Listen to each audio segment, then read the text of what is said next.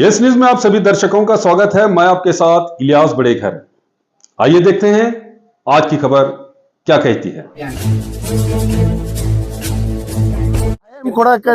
ನಾನು ಈಗ ಹಾಲಿ ಶಾಸಕನಿದ್ದೀನಪ್ಪ.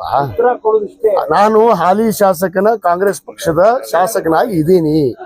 ಇವತ್ತು ಭಾರತೀಯ ಜನತಾ ಪಕ್ಷದ ಬಿ ಫಾರ್ಮ್ ಅನ್ನು ತಗೊಂಡು ಗೆದ್ದಾರವರು, ಅದನ್ನ ಅರಿವಿಟ್ಕೊಳ್ಳಿ. ಅವರು ಮೊದಲು ಅದಕ್ಕೆ ರಾಜೀನಾಮೆ ಕೊಡ್ಲಿ. ಅವ್ರ ಪಕ್ಷನ ಕಿತ್ತು ಒದ್ದು ಹೊರಗಾಕೈತಲ್ಲ, ಇನ್ನೇನು ನಾಚಿಕೆ ಸಾಕಾಗಿಲ್ಲ? ಇನ್ನೇನು ಬೇಕು? ಸುಮ್ಮನೆ ಈ ಪಕ್ಷ ಕಟ್ತೀನಿ, ನಾನೇ ಮುಖ್ಯಮಂತ್ರಿ ಅಂತ ಘೋಷಣೆ ಮಾಡೋದು. ಸ್ವಯಂ ಘೋಷಿತ ನಾಯಕ ಇವ ಯಾರು ಕೇಳ್ತಾರೆ? ಸ್ವಯಂ ಘೋಷಿತ ಆದವ್ರು ಬಹಳ ಮಂದಿ ಮಣ್ಣುಮುಖ ಹೋಗ್ಯಾರ ಈ ದೇಶ, ಈ ರಾಜ್ಯದೊಳಗೆ, ಈ ದೇಶದಾಗ. ಇದು ಒಂದು ಮಣ್ಣುಮುಖ ಟೈಮ್ ಬಂದೈತಿ. ಅದಕ್ಕೆ ಕಾಯಿರಿ, ಸಮಯ ಒಂದು ವಾರ ಅಲ್ಲ, ಸಮಯ ಕಾಯಿರಿ. ಆ ಸಮಯನ ಅವ್ರಿಗೆ ತಕ್ಕ ಪಾಠ ಕಲಿಸುತ್ತೆ.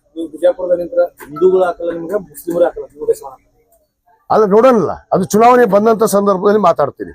ಈಗ ಮಾತಾಡಿದ್ರೆ ಇಟ್ ಇಸ್ ಟೂ ಅರ್ಲಿ ನಾವು ಮಾತಾಡೋದು. ಅದಕ್ಕೆ ನಾನೊಬ್ಬ ಹಾಲಿ ಶಾಸಕನಿದ್ದೀನಿ ಆಲ್ರೆಡಿ ಇಲ್ಲಿ ನನ್ನ ಮತಕ್ಷೇತ್ರಕ್ಕೆ. ಅವ್ರ ಪಕ್ಷ ತೆಗೆದಾಕೈತಿ. ಯಾವ ಬಿ ಫಾರ್ಮ್ ತಗೊಂಡು ಗೆದ್ದಿದ್ರು ಅದನ್ನ ರಾಜೀನಾಮೆ ಕೊಡ್ಬೇಕಲ್ಲ. ಕೊಡ್ಲಿ, ಫಸ್ಟ್ ಕೊಟ್ಟ ಮೇಲೆ ನೋಡ್ತೀವಿ ನಾವು ಯಾರು ರಾಜೀನಾಮೆ ಕೊಟ್ಟು ಬರ್ತೀವಿ ಅನ್ನೋದು. ಉಚ್ಚಾಟನೆ ಮಾಡಿದ್ದು ಅವ್ರನ್ನ, ನಮ್ಮನ್ನಲ್ಲ, ನಮ್ಮ ಪಕ್ಷ. ನಮಗೆ ರಾಜೀನಾಮೆ ಕೇಳುವಂಥದ್ದು ಅವ್ರಿಗೆ ಯಾವ ರೀತಿ ನೈತಿಕ ಮಟ್ಟ ಇದೆಯೋ ಗೊತ್ತಿಲ್ಲ. ತಾವು ರಾಜೀನಾಮೆ ಕೊಡ್ಬೇಕು. ಆ ಪಕ್ಷಕ್ಕೆ ರಾಜೀನಾಮೆ ಕೊಟ್ಟು ಚುನಾವಣೆ ಎದುರಿಸ್ಲಿ, ಮುಂದೆ ತೋರಿಸ್ತೀವಿ ಅಂತ ಹೇಳಿದ್ವಿ ನಾವು. ಅಶ್ಲೀಲವಾಗಿ ಮಾತಾಡುವಂಥದ್ದು ಅವರು ಸ್ವಾಭಾವಿಕ ಗುಣ ಅನ್ನೋಕೇನೋ ಅವ್ರ ಸಂಸ್ಕಾರನೇ ಅದೈತಿ. ಅವ್ರ ಸಂಸ್ಕಾರನೇ ಅದು.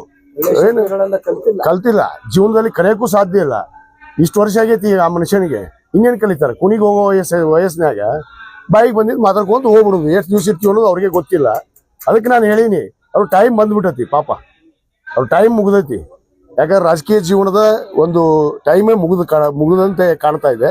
ಅದಕ್ಕೆ ಅವರು ಇಂಥ ಅಶ್ಲೀಲ ಶಬ್ದಗಳನ್ನ ಎಲ್ಲರಿಗೂ ಮಾತಾಡ್ತಾರ.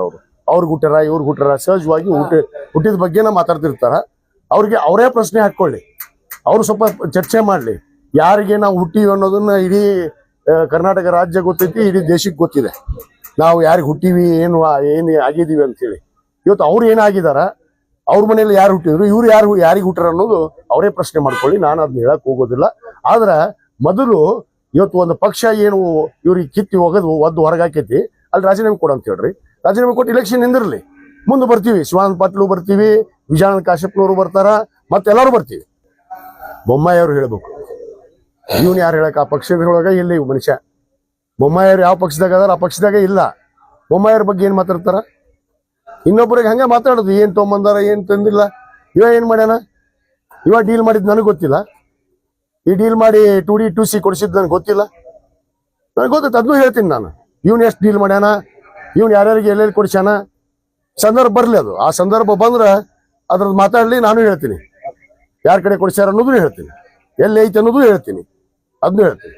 ನನ್ನ ಮುಖ ಲಕ್ಷಣದಾಗ ಜನ ನನ್ನ ಕ್ಷೇತ್ರದ ಜನ ನನ್ನ ಮಕ ಲಕ್ಷಣ ನೋಡೇನೆ ನನಗೆ 30,000 ಅಧಿಕ ಮತದಿಂದ ಗೆಲ್ಸಿದಾರ. ನನ್ನ ಮಕದ ಲಕ್ಷಣಕ್ಕೆ ಗೆಲ್ಸ್ಯಾರ. ಏನ್ ಇವನ್ ಮಕ ಇತ್ತಂತ ನನ್ನ ಕ್ಷೇತ್ರದಾಗ ಸುಮ್ಮನೆ ಮಾತಾಡ್ತಾನ. ಮಕ ಲಕ್ಷಣ ಇವನ್ ಹೇಗೆ ಲಕ್ಷಣ? ಇವನ್ಗೆಲ್ಲ ಏನಂತಾರ ಗೊತ್ತಾ? ಬಿಜಾಪುರದಾಗ ಚಕ್ಕ ಅಂತಾರ. ಚಕ್ಕ ಏಜೆಂಟ್ ಅಂತೀವ, ಅವ್ರಿಗೆ ಉತ್ತರ ಕೊಳ್ಳಿವ. जैसा कि आप सब जानते हैं कि आप सभी का प्यार हमारे साथ कायम है। इसी तरह से हमारे इस चैनल को प्यार करते रहिए और हमारी सारी खबरों को लाइक, शेयर और सब्सक्राइब करना ना भूलिए। हमारा यही मकसद है कि आपको हर खबर जो है, जैसा है वैसा ही आपको हम दिखाते रहेंगे। ना किसी का पक्ष लेंगे, ना किसी के विरोध में जाएंगे। हमारे कदम सच के साथ।